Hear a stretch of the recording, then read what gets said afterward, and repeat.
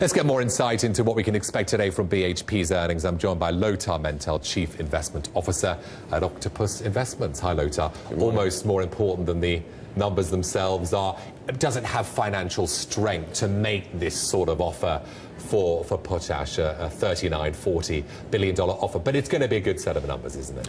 Yes, I think it will be in line with the global recovery that we've had. You've just had the estimates there from the analysts.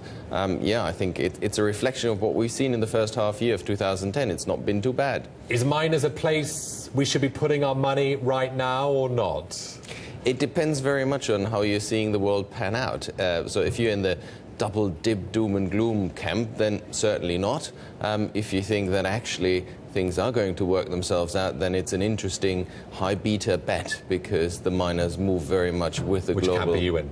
I'm in the latter one. You're in the latter one, are you? Well, I'm not necessarily big overweight in miners yet, because at the moment it's just all volatility, very thin trading volumes. But yes, I think the world is going to work itself out of this. We're not going to be heading for the double dip. Yes, it's an anemic recovery, but still the miners are not at their highs anymore. They are just performing pretty much in line with the general market since the beginning of the year. What an August, though, it's been, Lothar. I mean, so many deals. And we're heading towards the best August ever, which was, of course, the best year ever in 2007.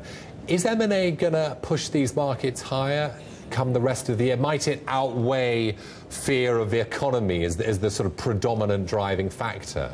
I think it might play an important role in the further recovery, in that companies are very cash heavy at the moment, and a lot of companies can see in their own markets that things are not going too badly, and there's lots of scope for consolidation. So and that will, I hope, give markets some of their lost confidence back, that things aren't as bad as they may seem sometimes. I mean, you're an investor. Do you want to see companies with huge cash piles buy companies, give back dividends, buy back shares? What do you prefer? We prefer the M&A activity, because it is a nice catalyst for the stock markets. So it does more than just for that specific company. It gives the whole market a more positive outlook into the future. Even though there are so many statistics on this, 70% or so deals don't create value. Doesn't that sort of statistic concern you? Shouldn't it? But yeah, but it doesn't. It doesn't concern the equity markets too much. It's much more there